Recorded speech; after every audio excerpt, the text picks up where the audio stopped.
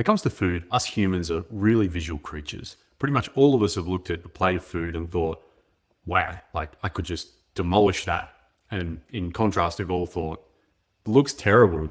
And you know, based on how it looks or sometimes how it smells. So in terms of eating psychology, we make the decision to eat with our eyes, sometimes with smell, but that's about it. So when it comes to marketing a food business, our job is to get our awesome looking food in front of people's eyes so that then they can make a decision to want to eat our food. The best way to do this in this day and age is through social media.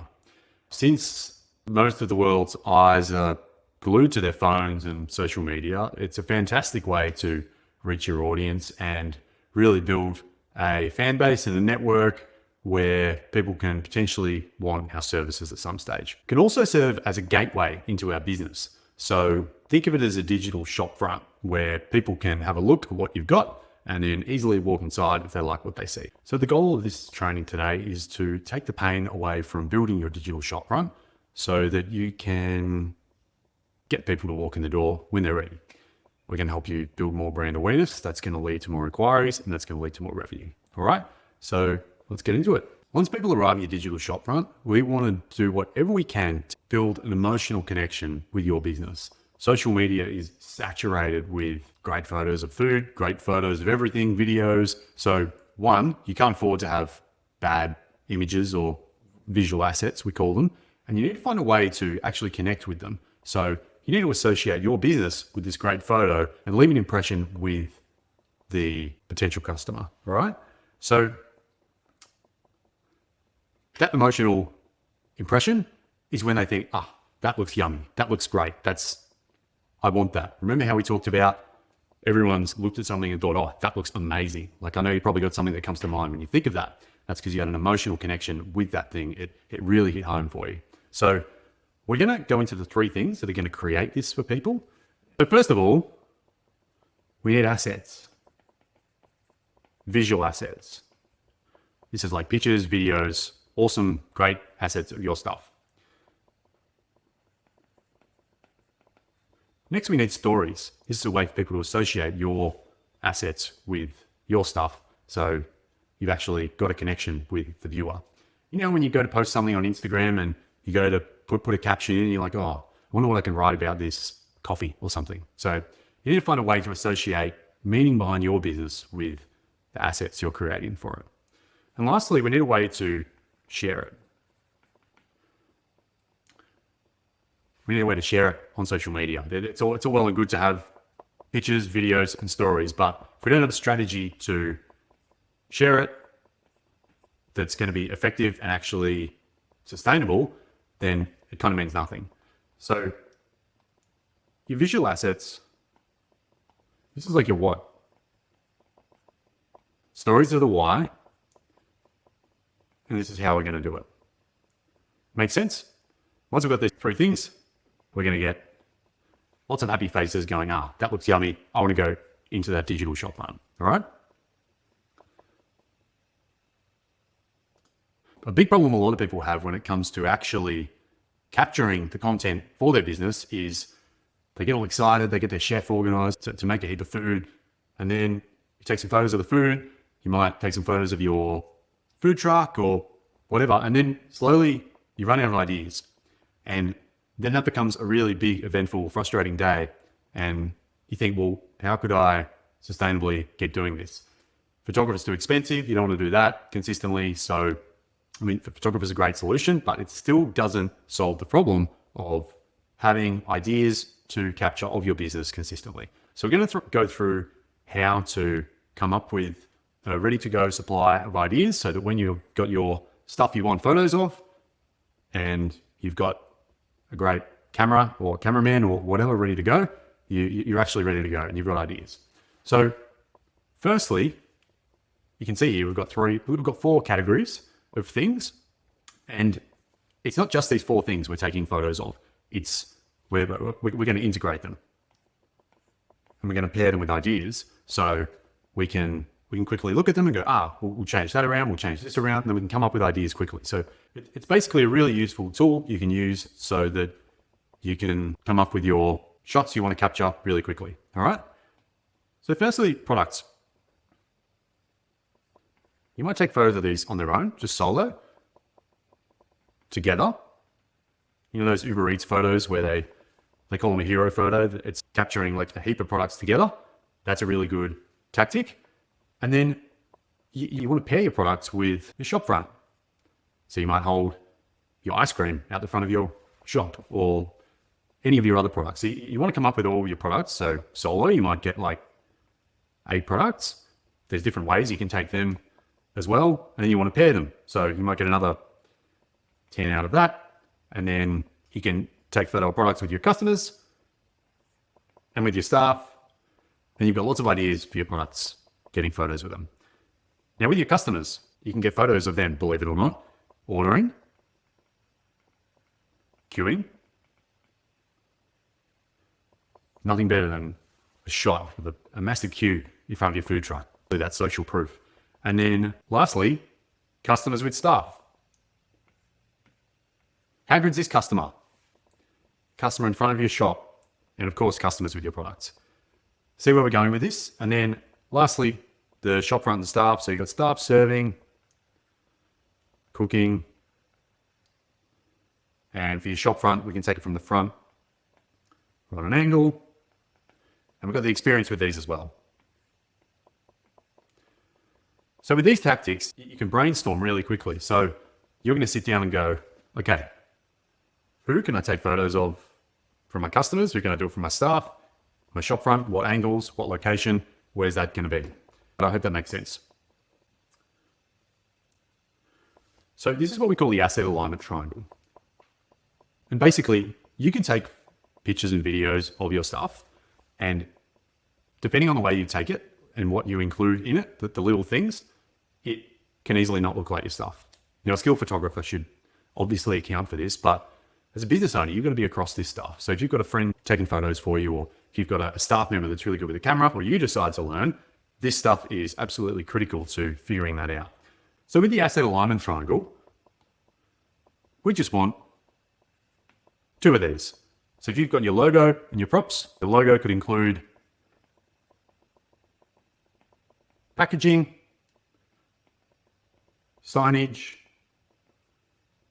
or your uniform.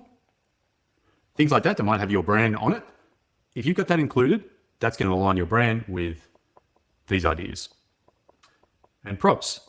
Your food truck should have things inside it that are on brand. A bougie kind of place like the Auto Shack, like we were, it's things like plants, bamboo, and sometimes we had like a little sit down thing out the front where people can sit down, and the furniture just looked real Auto Shacky, if that makes sense. And last thing with the vibe, color, mood, and people. I'm sure you've got certain types of people that would represent your brand better than others. The mood, a great example of this is for my business, the Auto Shack. The mood is like fresh, healthy, fun, warm weather. I wouldn't go to the snow and post the Auto Shack and it be nighttime and be posting about that. So I think you get what I mean by the mood. It needs to be on brand and fitting for what feels like your brand. And it's largely related to the weather or the time of day. And lastly, with color, your assets should include colors that are on brand. So when you zoom out from your Instagram profile, there might be like a bit of your signage or packaging. That's generally the colors that you're going to see inside your business. But it could be also a wall or something that you're getting a photo in front of. And if, for example, I bought some marquee walls for the Auto Shack off a fellow caterer one time, and they were bright red.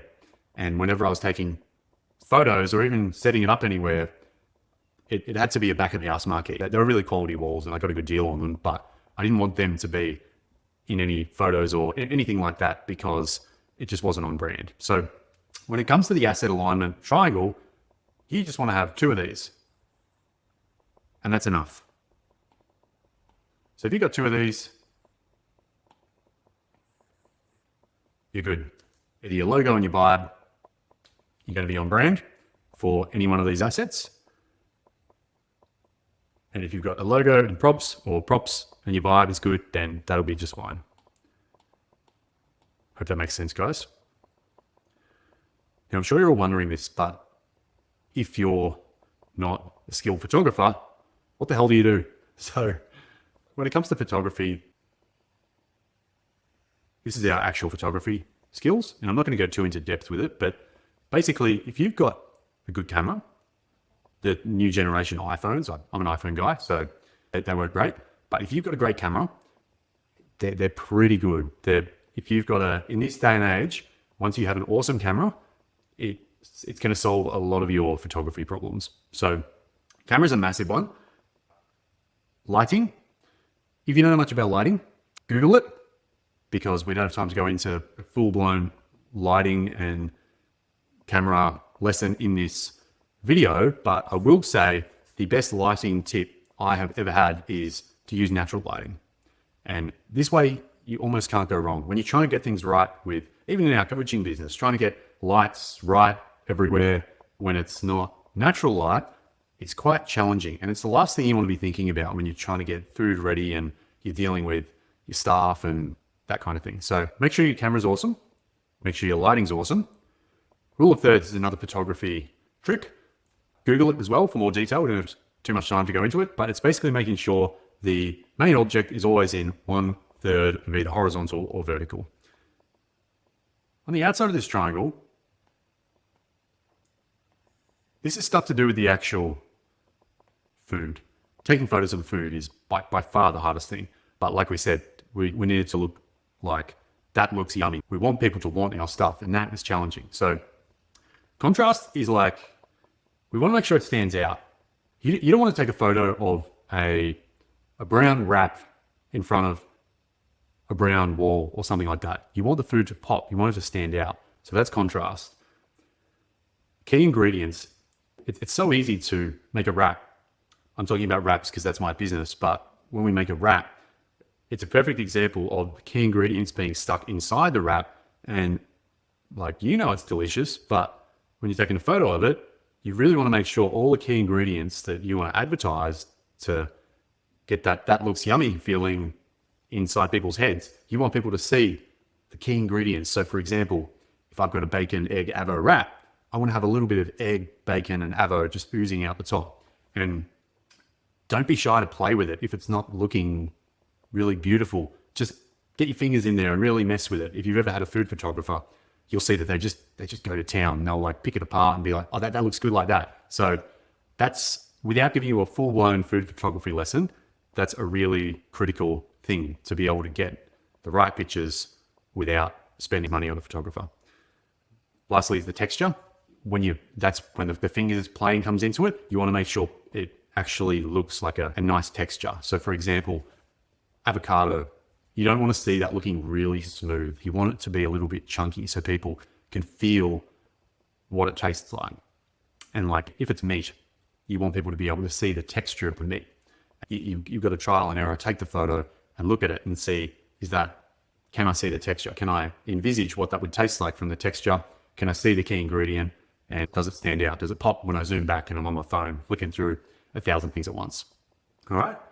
So I hope that beginner photography class is helpful. In this worksheet here, you can note down your ideas, what you're actually going to take photos of, and you can write down little notes and what you're going to do. For example, ice cream with customer, coffee on front bench. I'll say Sam eating cookie. I'm just assuming you sell ice cream, coffee, and cookies here, but I think you get the idea. And with staff, let's say Nick with, let's go a different type of product. I'm just going to say wraps. Nick with wrap. Let's just say Jane driving truck. And we might do one about Jane just solo. We might say, Jane with us for 1 year. You might have a photo of Jane just irrelevant and you just talk about it. So we'll get to that in the next section about the stories and how you're going to do that. And for the shop front, you can say owner in front of shop. I should really write me there. Me in front of shop. Let's go shop front with Q.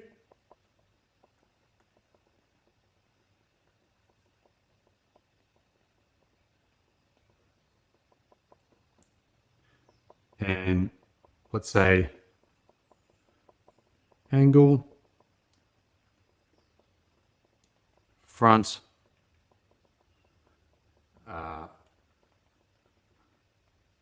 ice cream in kitchen. Customers, 2 happy customer, Nick and customer with coffee. So I want you to just pause the video there and go through and fill out your own sheet. Hopefully you've got it ready to go or printed it out. If you haven't, come back to it. Fill out this sheet with 6 ideas for each, and we'll go through. I'm sure you're thinking, how on earth are we going to post all that and deal with it all and what we're going to say? And that's what we're going to get to in the next section. But this sheet can be a super helpful tool. So my advice would be to print it out multiple times, have it ready to go, and I'll show you when you're going to need to fill out your sheet, how regularly, and how often you'll need to schedule into your social media. We're going to try and make that to just once a month. We've got a lot of content here. If we can get all these ideas out and capture it all, it's going to make your life so much easier. All right, so moving on to stories now.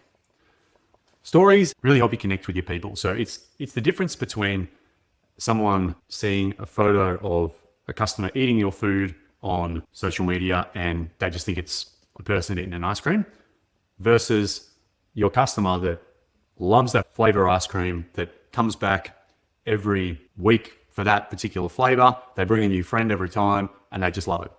That's going to leave an emotional connection with your viewers, and they're likely going to build a relationship with your business just subconsciously, builds brand awareness, and you'll likely get a follower out of it, potentially a customer. So this is a story starter framework. It's very similar to brand assets, as you can see. But basically, say you've got a product and you think, what story can I tell about this product? So if you've got your ice cream with a customer, that's a perfect one. Ice cream with a customer. If you've got your ice cream, just a photo of an ice cream, and you think, what can I say about this ice cream? Talk about what prompted you to have that product in your business. Why are you selling it? What's behind it? Get to the origin of it.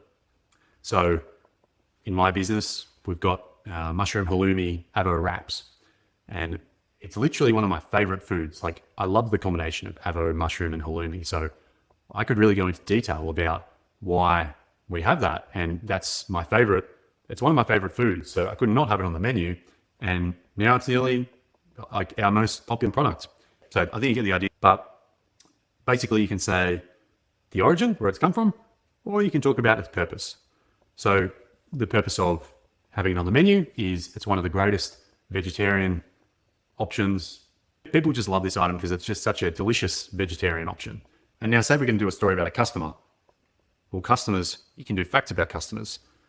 I just said one there. They've been coming here for a few weeks or whatever with the ice cream, but you might say, this customer, I've seen them at a few festivals now, or they've been a private catering client for another friend of ours. Just tell a little story about it. It doesn't need to be related to your food. People want to know about what's your life like inside your business, what's happening. And then your customers, why do they come to you? Like, are they having a birthday party? Are they, what's happening around it? So these little guys here are literally just to help you brainstorm. I'll go through the others, but facts are most appropriate to staff and customers. Purpose is most appropriate for products and customers. For origin, you can quite easily talk about your shop front and your products. And a journey, you'll easily be able to tell a story about your staff. And of course, your journey with your actual food truck. You might be just starting. You might have been doing it for years. You might have come on a journey to an event. There's so many things you can talk about. But the point is, these are story starters. They're ideas for you. So in an ideal world, you've just got a little notes in your phone. I use my iPhone, and it's great whenever you just have a little light bulb moment to write down a little note. You don't have to write the whole story, but just a little reminder, just bullet points for whenever you think of a cool story about your business. So I hope that framework helps. In terms of how to actually structure a story. So say you have a great story about, let's say Jane again. Jane coming to your business for an ice cream. You need to structure it somehow. So it starts with a hook.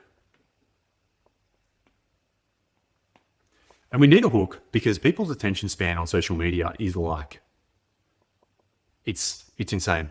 So in the world of food, you really need to hook people's attention and give them a reason to read your story or flick through your little carousel or watch your reel. You need something to grab their attention. So let's take Jane with the ice cream.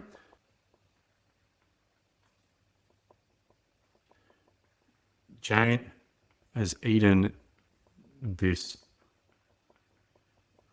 ice cream every time she's hired us.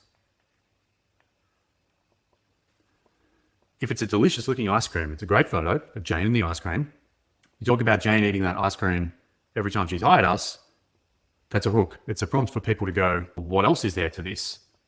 That's what a hook is. It's an attention grabber. Another thing might be, if you've got a journey from your truck, you might say, I can't believe it's been 5 years. Or we might say, Nick didn't always like being a chef. And you can go on to say in your story, now he is a chef in a food truck. He's loving life again. It's amazing. Blah, blah, blah. And then in the offer, you might say, if you want to experience Nick and our food truck coming to cater at your event, click the link in our bio now, book us for your event. Jane has eaten this ice cream every time she's hired us. Well, in the story, you might say, Jane's eaten this ice cream every time she's hired us. She sometimes opts for a different flavor. She ponders over it for 2 minutes, but she always comes back to this one. We love you, Jane. And then keep in mind, the offer doesn't need to always be so direct, like book us now. It can just be, we love doing events for Jane, and it's more subtle. So that's implying we love doing events where we get to serve our amazing gelato or ice cream. That's a little bit more subtle, but it's a good segue into something. It's a good finisher, if that makes sense. And lastly, I can't believe it's been 5 years. The hook to start you telling your story. I can't believe it's been 5 years. But 5 years ago, I was stuck in my job and I was not really enjoying what I was doing. Now I get to go and cater events and do all this stuff. It's a great lifestyle. I really enjoy it. And then if you want me for your event or if you send me on the road, give me a wave. Offer can be difficult. Don't stress about making an offer every time. It's more closure to the story. So once you've made a hook to get their attention, told a story, you want to close it down and make it the end of the story. I hope that makes sense. All right. So I guess just pause the video now. I've gone through a few stories in here already for you, so I'm not going to go through them in here. But basically, you can fill out your stories into here. I'll show you in the next section how we're going to marry up the stories with your assets, and then we're going to schedule it all in, automate it, and make it beautiful. So pause the video now, print out a heap of these, get it ready. You've got 24 posts there, so that's essentially a month. You might miss a couple of days, but yeah, ideally you want to be posting every day. So fill out your stories, pause the video, and see you in a minute. All right, I hope you pause the video because it'll be really good for you if you've got all of these ready to go and all of these. Because in this section,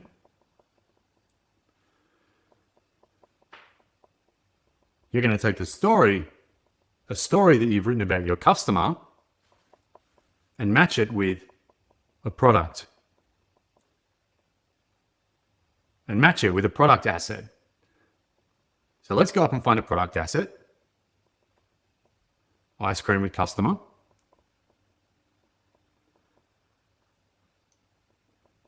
Jane eaten this ice cream every time she's hired us. So down the bottom, you're going to write the story. Jane eaten ice cream flavor every time. That's your story. And up the top, ice cream with Jane. So that's your product. That's your asset up the top and your story down the bottom. Make sense?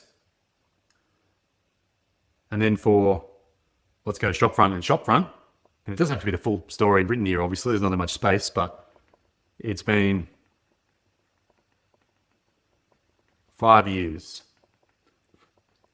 my journey.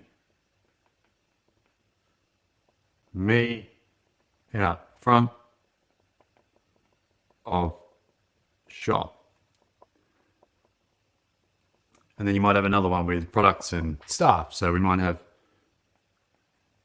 Nick with cookie. So that's a product asset, just to be clear. You just pair it with your staff. So product asset, it'll be something that comes from here. It doesn't matter if it's something that's matched with staff or customers or shopfront. It just matters that it's a product asset. And then your story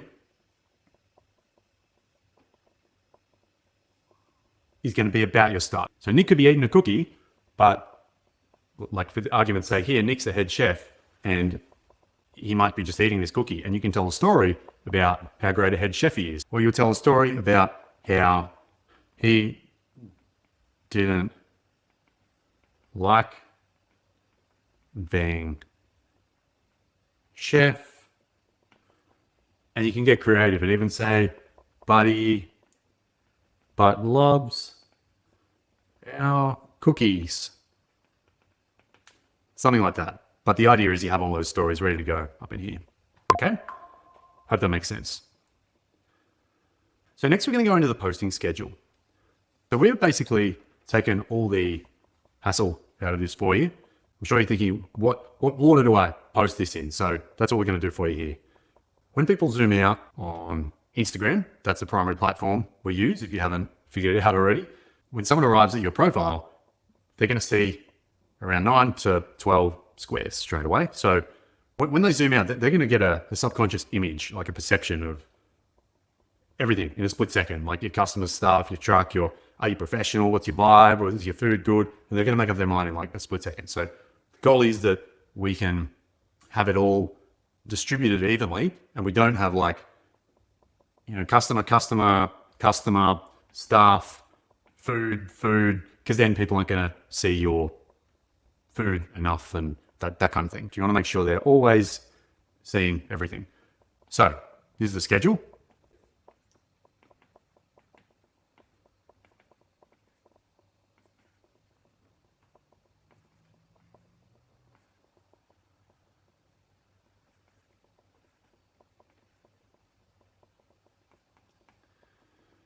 Make sense?